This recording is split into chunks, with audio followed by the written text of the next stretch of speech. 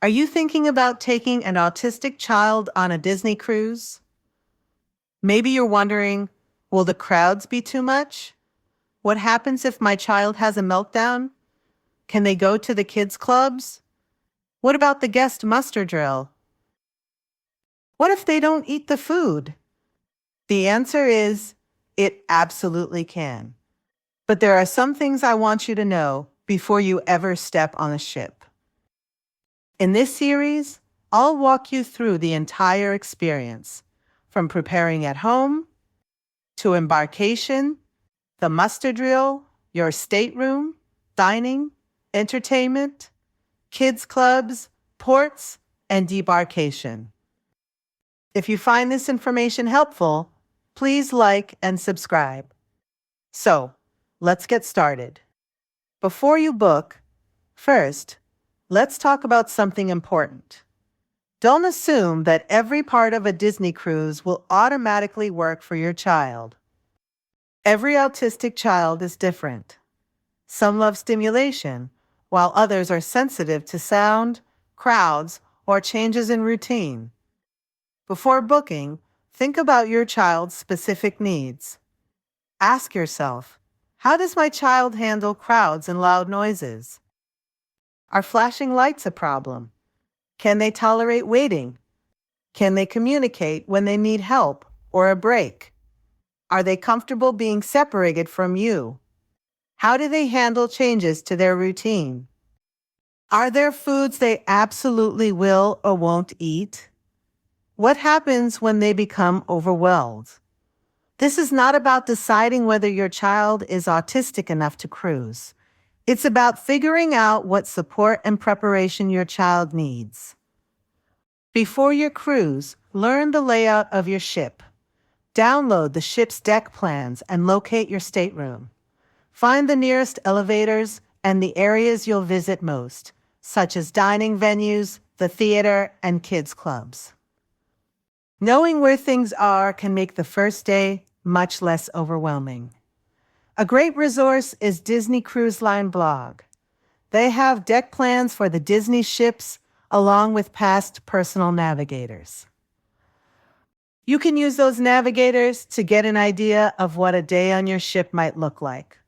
Look for a past sailing with a similar itinerary. You can see the types of activities and entertainment that were offered each day. Remember, things can change. One of the most important things you can do is contact Disney Cruise Line special services before your cruise. Even if you're working with a travel professional, I recommend contacting Disney directly as well. This lets you explain your child's needs in your own words and ask questions directly. Disney recommends that guests with autism-related concerns contact special services at least 60 days before sailing. For guests in the United States and Canada, call 407-566-3602 or email specialservices@contact.disneycruiseline.com. I suggest starting with an email so you have a written record of your questions and the information discussed. Here's my advice. Don't simply say, "My child has autism." Explain what that actually means for your child. For example, my child becomes overwhelmed by loud alarms. My child has difficulty waiting in crowded areas. My child may bolt when overwhelmed. My child has difficulty communicating when anxious.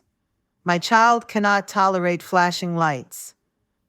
Those details are much more useful than simply providing a diagnosis. Don't wait until embarkation day for your child to discover what a cruise ship is. Show them pictures of the ship, terminal, stateroom, dining rooms, theater, kids' club, pool, lifeboats, gangway, and ports. You can create a simple social story. We drive to the port. We get out of the car. We go through security. We go through security. We check in.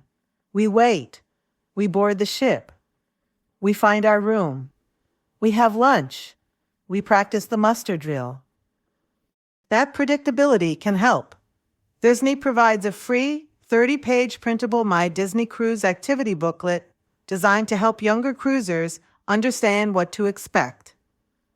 It covers arrival and boarding, the mandatory muster drill, onboard experiences, and activities children can do before and during the cruise. I also recommend creating a sensory kit. Depending on your child, consider noise-canceling headphones or earplugs, sunglasses, a favorite comfort item or fidget toy, a tablet with downloaded movies or games, familiar snacks, and a water bottle, communication cards, and any medications or medically necessary items your child may need. And here's an important point. Don't assume you'll always be able to retreat to your stateroom immediately. You may be several decks away, in a dining room, waiting for an elevator, or attending an activity. Keep the things your child needs accessible. The goal isn't to prevent every difficult moment.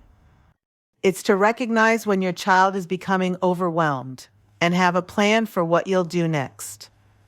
In part 2, we're going to talk about embarkation day, including the terminal, boarding the ship, what to expect when you first get on board, and one of the biggest concerns many parents have, the guest muster drill.